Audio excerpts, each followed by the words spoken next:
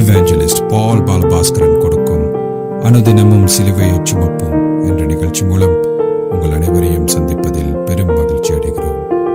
இந்த நிகழ்ச்சி உங்களுக்கு ஆசீர்வாதமாக இருந்தால் இதனை மற்றவர்களுக்கும் எடுத்துச் செல்ல வேண்டும் என்று உங்களை அன்புடன் வேண்டிக் கொள்கிறோம். தேவனுடைய கிருபையும் அன்பும் சமாதானமும் உங்கள் அனைவரோடும் கூட இருப்பதாக. ஆமேன். நான் இவாஞ்சலிஸ்ட் பால் பாலபாஸ்கரன். அனுதினமும் சிலுவையை சுமப்போம் என்ற இந்த நிகழ்ச்சியில் மறுபடியும் என் சகோதரர்கள், என் சகோதரிகள், என் நண்பர்கள் எல்லோரையும் சந்திப்பதில் நான் பெரும் மகிழ்ச்சி அடைகிறேன். இந்த அருமையான நேரத்தை கர்த்தராகிய இயேசு கிறிஸ்து எங்களுக்கு ஒதுக்கி தந்திருக்கிறார். இந்த நேரத்தில் கர்த்தருடைய வேத வார்த்தைகளை உங்களோடு பகிர்ந்து கொள்வது எனக்கு மிகுந்த சந்தோஷத்தை அளிக்கிறது என்பதை நீங்கள் அறிந்து கொள்ள வேண்டும். கர்த்தருடைய வார்த்தை என சொல்லப்படும் பொழுது அது எந்த காலத்திலும் சிலுவையில் அறையப்பட்ட கிறிஸ்துவையே பிரகடனப்படுத்துகிறது என்ற உண்மையை நாம் தெளிவாக அறிந்து கொள்ள வேண்டும். ஆனபடியால் தான் பவுல் அப்போஸ்தலர் 1 கொரிந்தியர் 1:23 நாங்களோ சிலுவையில் அறையப்பட்ட கிறிஸ்துவை பிரசங்கிக்கிறோம் என்று தெளிவாக கூறியிருக்கிறார்.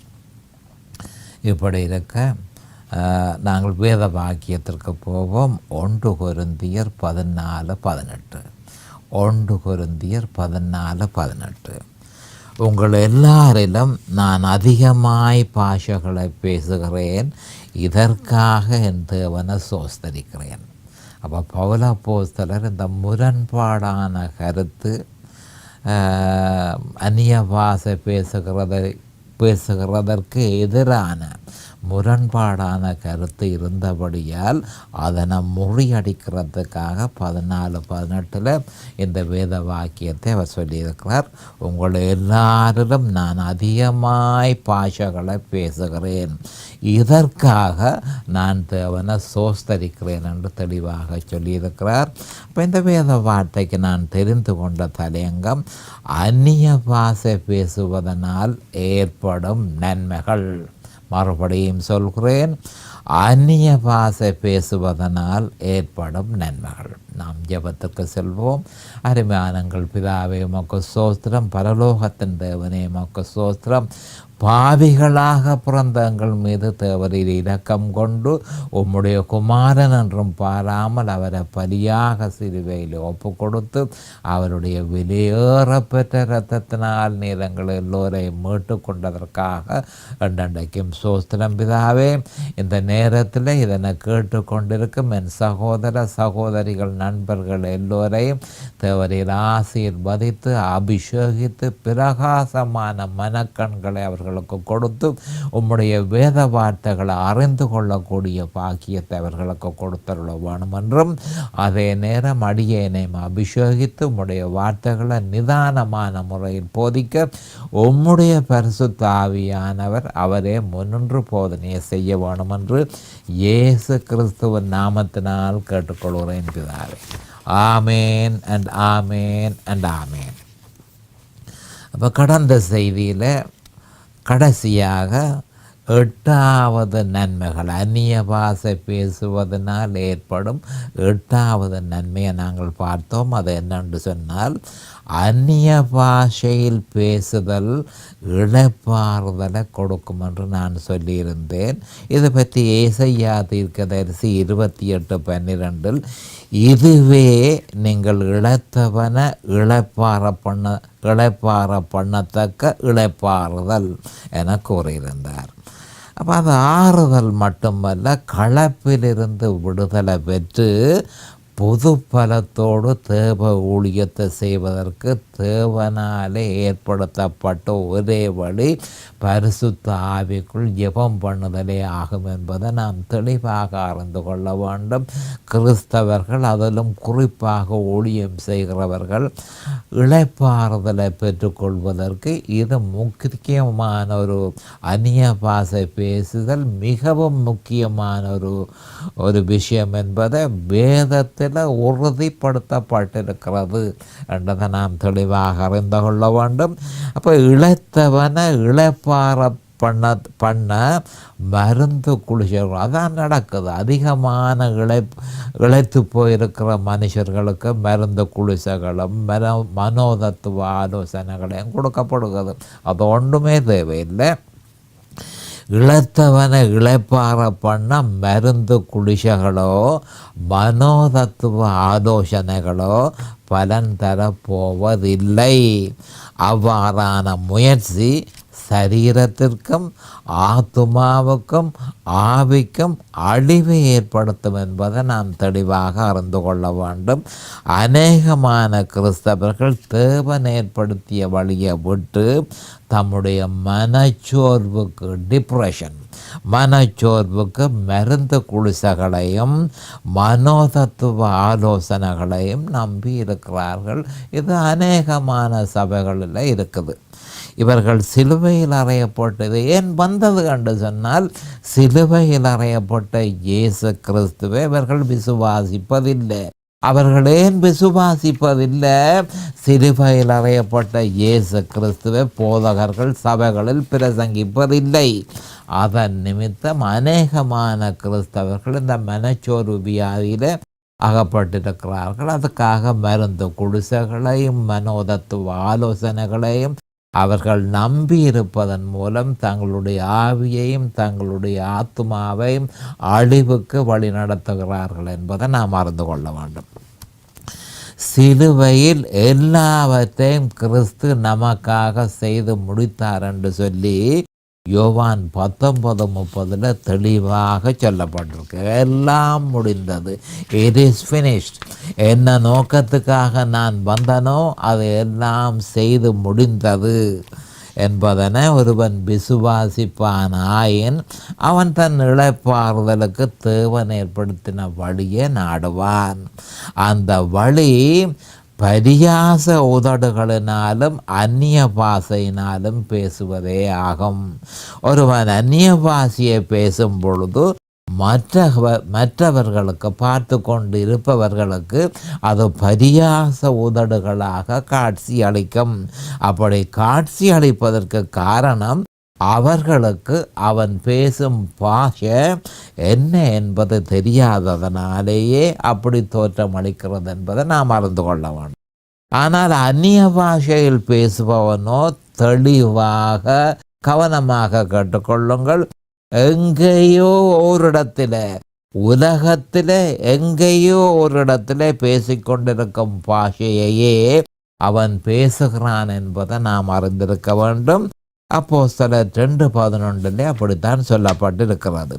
இந்த உண்மை அநேகமான கிறிஸ்தவர்களுக்கு மரபொருளாக இருப்பதனாலேயே அவர்கள் பரிசுத்த ஆவிக்கு எதிராக தூஷணம் பேசுகிறார்கள் என்பதை நாம் அறிந்து கொள்ள வேண்டும். அந்நிய பாஷை பேசுதல் நம்முடைய ஆவிக்கும் ஆத்துமாவிற்கும் இளைப்பாறுதலை கொடுக்கும். ஏசையா 28:11-12 தெளிவாக சொல்லப்பட்டிருக்கு.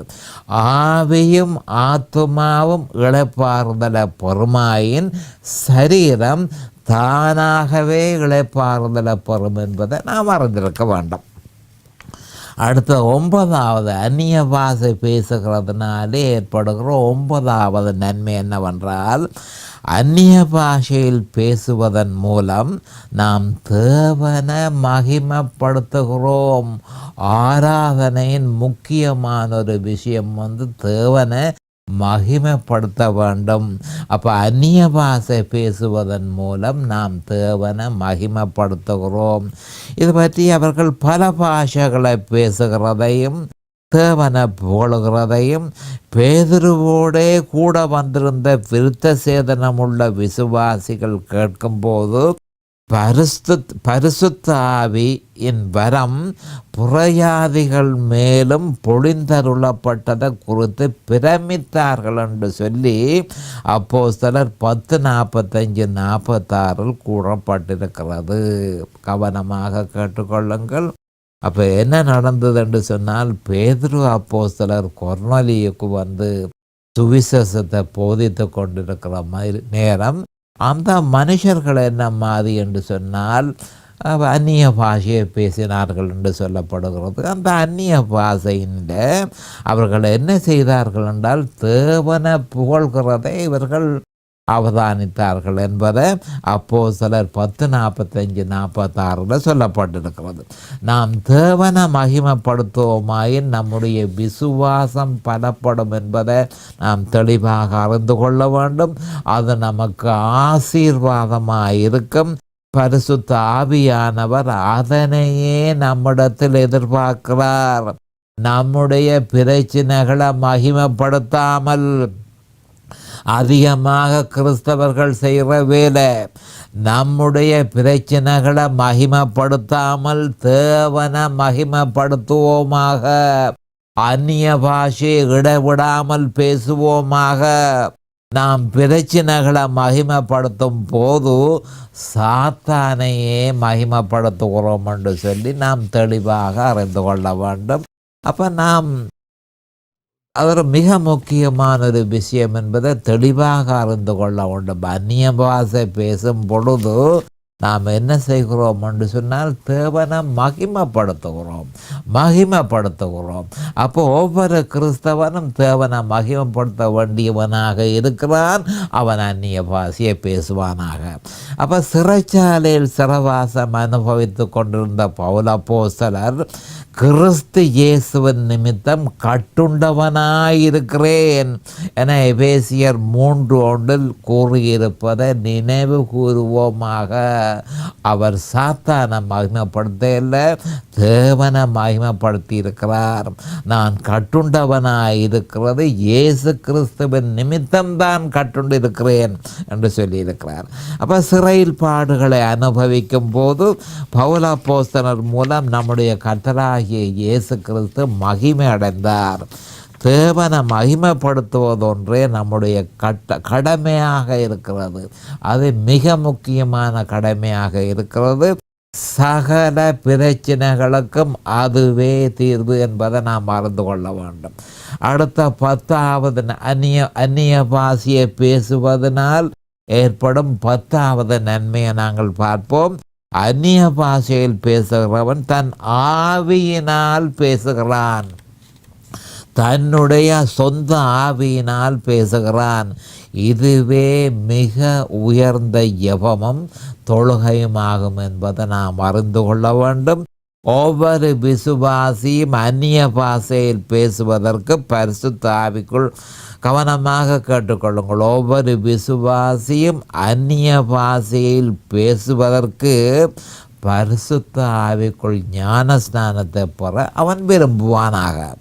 என்னத்தினானில் நான் அந்நிய பாஷையில் விண்ணப்பம் பண்ணினால் என் ஆவி விண்ணப்பம் பண்ணுமே அன்றி என் கருத்து பயனற்றதாக இருக்க. மறுபடியும் சொல்லுகிறேன், பவுல் அப்போஸ்தலர் சொல்கிறார், என்னத்தினாலெனில் நான் அந்நிய பாஷையில் விண்ணப்பம் பண்ணினால் என் ஆவி விண்ணப்பம் பண்ணுகிறதே அன்றி என் கருத்து பயனற்றதாக இருக்கும் என்று சொல்லி 1 கொரிந்தியர் 14:14 அப்போஸ்தலர் சொல்லியிருக்கிறார். பவுல் அப்போஸ்தலர் சொல்லியிருக்கிறார். அப்போ வேதாகமம் கூறுவது எதுவோ அதுவே நமக்கு முக்கியமே தவிர மனுஷனுடைய தர்க்கவாதங்கள் அல்ல என்பதனை நாம் சரியான முறையில் புரிந்து கொள்வோமாயின் தேவனுடைய பாதை நமக்கு தூரம் அல்லவே என்பதை அறிந்து கொள்ள வேண்டும்.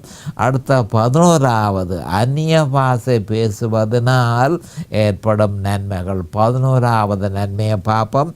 பரிசுத்த ஆவியானவர் எதனை நமக்கு தருகிறாரோ அதனை நாம் பெற்று மிகுந்த பலனை பெறுவோமாக. அப்போ பரிசுத்த ஆவியானவரிடத்தில் கேள்வி கேட்கக்கூடாது. அப்போ அவர் என்னத்தை நமக்கு தருகிறாரோ சந்தோஷமாக அவரிடத்தில் இருந்து அதை இனாமாகவே அவர் கொடுக்கிறார். அதை இனாமாக வாங்கி நாம் மிகுந்த சந்தோஷம் அடைவோமாக. இப்போ பரிசுத்த ஆவியானவர் நமக்கு அருளின வரத்தின்படியே வெவ்வேறு பாஷைகளை நமக்கு கொடுத்திருக்கிறார் என்று சொல்லி அப்போஸ்தலர் 2:4 சொல்லப்பட்டிருக்கிறார். அப்போ பரிசுத்த ஆவியானவரால் ஏற்படுத்தப்படும் எந்த வழிமுறையும் நமக்கு நன்மையை தரும் என்பதை ஏற்று அவருடைய வழியை முற்று முழுதுமாக பயன்படுத்துவோமாக. அவர் நமக்கு சரியென்ற நமக்கு அது பிரயோசனமாக இருக்குமென்றுதான் அப்போஸ்தலர் 2:4 ஒவ்வொரு பாஷைகளை நமக்கு கொடுத்திருக்கிறார். அப்போ அதனை சந்தோஷமாக ஏற்று நாம் கர்த்தரை மகிமைப்படுத்துவோமாக. கேள்வி கேட்கிறதற்கு அங்கே ஒன்றுமில்லை. அடுத்ததாக 12வது நன்மை, அந்நிய பாஷைகளை பேசுவதனால் ஏற்படும் 12வது நன்மையை விவரமாக பார்ப்போம். பரிசுத்த ஆவிக்குள் ஜெபம் பண்ணுதல் மகா பரிசுத்தமான விசுவாசத்தில் நம்ம உறுதிப்படுத்துகிறது. அப்போ தெளிவாக சொல்லப்பட்டிருக்க, நீங்கள் பரிசுத்த ஆவிக்குள் ஜெபம் பண்ணுவீர்களாக இருந்தால், அப்போ அந்நிய பாஷையில் நீங்கள் பேசுபவர்களாக இருந்தால் நீங்கள் மகா பரிசுத்தமான விசுவாசத்தில் உறுதிப்படுத்தப்படுகிறீர்கள். வைத்தியர்கள் அல்ல, தேவனே நம்ம கட்டி எழுப்புகிறார். அதற்கு அவர் தந்திருக்கும் மிக முக்கியமான வழி பரிசுத்த ஆவிக்குள் ஜெபம் பண்ணுதலே ஆகும் என்பதை நாம் அறிந்து கொள்ள வேண்டும்.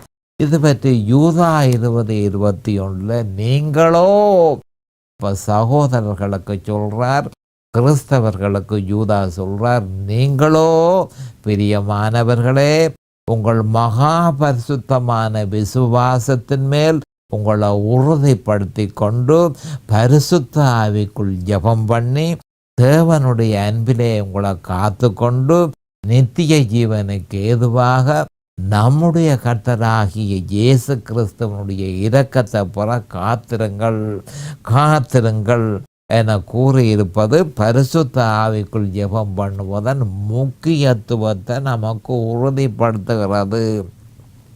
அப்போ பரிசுத்த ஆவிக்குள் ஜெபம் பண்ணும் பொழுது, அந்நிய பாஷையில் பேசும் பொழுது நம்முடைய விசுவாசம் உறுதிப்படுத்தப்படுகிறது என்பதை நாங்கள் யூதா 20:21 பார்த்தோம்.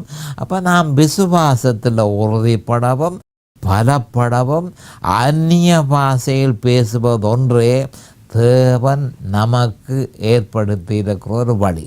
அப்போ தேவன் நமக்கு ஏற்படுத்தி இருக்கிற வழியை நாம் பெற்று அதன் மூலம் சகல நன்மைகளையும் அனுபவிக்க வேணுமே தவிர அது பற்றி முரண்பாடான கருத்துக்களை கேட்கிறதும் அதை தர்க்கவாதத்துக்குள்ள உட்படுத்துகிறதும் அவ்வளோ புத்திசாலித்தனம் அல்ல என்பதை நாம் அறிந்து கொள்ள வேண்டும். அது ஒருபொழுதும் கிறிஸ்தவர்களுக்கு பிரயோசனமாக இருக்க போகிறதில்லை.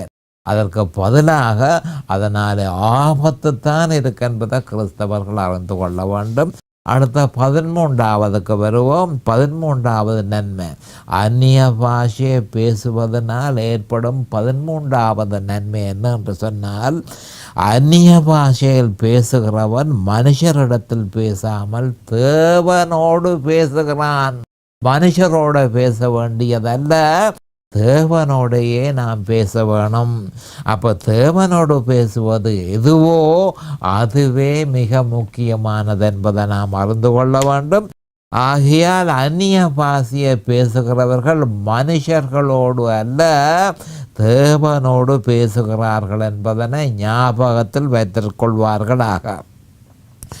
அந்நிய பாஷையை எதிர்ப்பவர்கள் தேவனோடு பேசுவதனால் ஒரு பிரயோசனமும் இல்லை என்று சொல்லுகிறார்களோ, மனுஷர்களோடு பேச சொல்லி தூண்டுகிறார்களோ, அது முக்கியமன்றதல்ல. தேவனோடு பேசுகிறது தான் முக்கியம். பவுல் அப்போஸ்தலர் இது பற்றி 1 கொரிந்தியர் 14:2 அவன் மனுஷரிடத்தில் பேசாமல் தேவனிடத்தில் பேசுகிறான். அவன் மனுஷரிடத்தில் பேசாமல் தேவனிடத்தில் பேசுகிறான் என 1 கொரிந்தியர் 14:2 சொல்லப்பட்டிருக்கிறது. அப்போ தேவனோடு பேசுவதற்கு அநேகமான கிறிஸ்தவர்களுக்கு விருப்பமில்லை. ஆனபடியால் தான் அந்நிய பாஷையில் பேச பேசாதே என்று பிரச்சாரம் செய்கிறார்கள். இந்த பிரச்சாரம் பிசாசினால் ஏற்படுத்தப்பட்ட தந்திரம் என்பதனை நாம் அறிந்திருக்க வேண்டும். அநேகமான கிறிஸ்தவர்கள் இதுக்கு பலியாய் போயிருக்கிறார்கள், இந்த தந்திரத்துக்கு பலியாக போயிருக்கிறார்கள். அடுத்ததாக 14வது நன்மையை பார்ப்போம். அந்நிய பாஷை பேசுவதனால் ஏற்படும் 14வது நன்மை.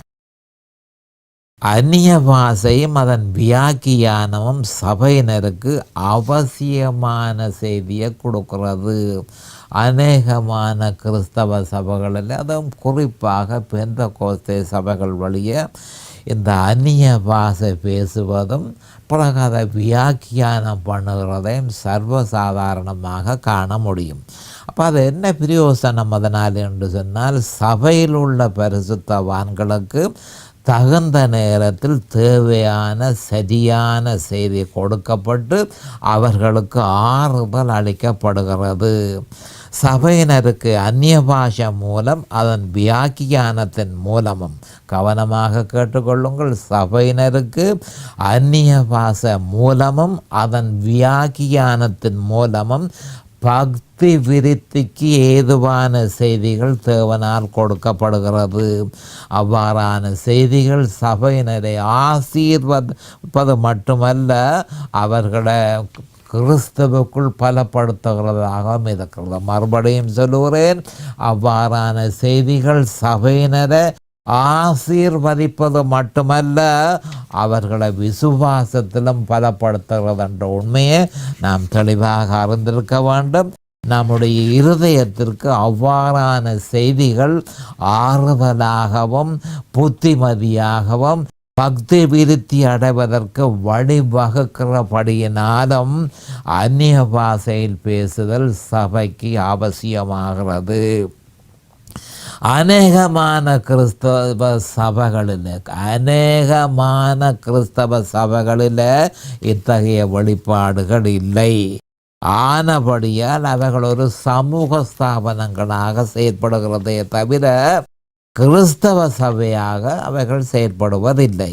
இதன் முக்கியத்துவத்தை பற்றி பவுல் அப்போஸ்தலர் 1 கொரிந்தியர் 14:13 அந்தபடி அந்நிய பாஷையில் பேசுகிறவன் அதன் அர்த்தத்தையும் சொல்லத்தக்கதாக விண்ணப்பம் பண்ண கடவன் என கூறியிருக்கிறார். தேவனுடைய செய்தி அந்நிய பாஷை மூலமாக நமக்கு கிடைப்பது அளப்பரிய பாக்கியமாக இருக்கிறது என்பது ஒவ்வொரு கிறிஸ்தவர்களும் அறிந்து கொள்ள வேண்டும். அடுத்த 15வது நன்மை, அந்நிய பாஷையை பேசுவதனால் ஏற்படும் 15வது நன்மை என்னென்று சொன்னால், அந்நிய பாஷை பேசுதல் கலப்பை போக்கி ஆறுதலையும் புத்துணர்ச்சியையும் கொடுக்கிறது. கலப்பை போக்கி ஆறுதலையும் புத்துணர்ச்சியையும் கொடுக்கிறது. இது பற்றி ஏசாயா தீர்க்கதரிசி 28:12 இதுவே ஆறுதல் என்று அவர்களோடே அவர் சொன்னாலும் கேட்க மாட்டோம் என்கிறார்கள். அப்போ அந்த நேரத்திலேயும் கேட்க மாட்டோம் என்றார்கள், இப்பவும் கேட்க மாட்டோம் என்றார்கள். என்றால் அந்நிய பாஷை பேசுவது தான் ஆறுதல் என்று சொல்லி ஆண்டவர் சொல்லியிருக்கிறார். அப்போ விசுவாசிகள் களைப்பில்லாமல் மறுபடியும் புது பலத்தோடு தேவனுக்கு ஊழியம் செய்யவும் ஆவியில் புத்துணர்ச்சியோட ரிஃப்ரெஷிங் அந்நிய பாஷை உதவுகிறது. அப்போ களைப்பு இல்லாமல் பண்ணுது, இளைப்பாறுதலை கொடுக்கிறது, புத்துணர்ச்சியை கொடுக்கிறது என்பதை நாம் தெளிவாக அறிந்து கொள்ள வேண்டும். தேவனுடைய ஜனங்களாகிய யூதேயாவினர் ஏசாயாவின் மேற்கூறிய தீர்க்க தரிசனத்தை ஏற்க மறுத்தனர். அதே நிலைமை இன்றும் சர்வசாதாரணமாக நான் ஏற்கனவே உங்களுக்கு சொல்லியிருந்தேன். அநேகமான சபைகளில் அந்நிய பாஷையை ஏற்க மறுக்கிறார்கள். அது இளைப்பாறுதலை கொடுக்கிறது என்பதை ஏற்க மறுக்கிறார்கள். அது புத்துணர்ச்சியை கொடுக்கிறது என்பதை ஏற்க மறுக்கிறார்கள். ஏசாயா 28:12 சொல்லப்பட்டதை ஏற்க மறுக்கிறார்கள். இன்றும் அதே நிலைமைதான். ஏற்க மறுத்த யூதேயாவினருக்கு ஏசையாவின் தீர்க்க தரிசனம் எவ்வாறு பலித்ததோ அப்படியே இன்றும் அந்நிய பாஷையை ஏற்க மறுப்பவர்களுக்கும் ஏசையாவின் தீர்க்க தரிசனம் தப்பாமல் பலிக்கும் என்பதனை நாம் நினைவில் வைத்திருக்க வேண்டும். அப்போ யூதேயாவினருக்கு எப்படி பலித்ததோ அதே மாதிரி தற்போதைய கிறிஸ்தவர்களுக்கும் பலிக்கும். அந்நிய பாஷை வேண்டாம் என்று சொல்லி மறுக்கிறவர்களுக்கு நிச்சயமாக அது பலிக்கும் என்று சொல்லி வேத வாக்கியம் உறுதிப்படுத்துகிறது. அப்போ யூதேயாவினருக்கு எப்படி சுவிசேஷம் இடரலாக இருந்ததோ அப்படியே அந்நிய பாஷை ஏற்க மறுப்பவர்களுக்கும் இடரலாக இருக்கும். இது நமக்கும் சேர்த்தே சொல்லப்பட்டிருக்கிறதுன பவுல் அப்போஸ்தலர் 1 கொரிந்தியர் 14:21 உறுதிப்படுத்தியிருக்கிறார்.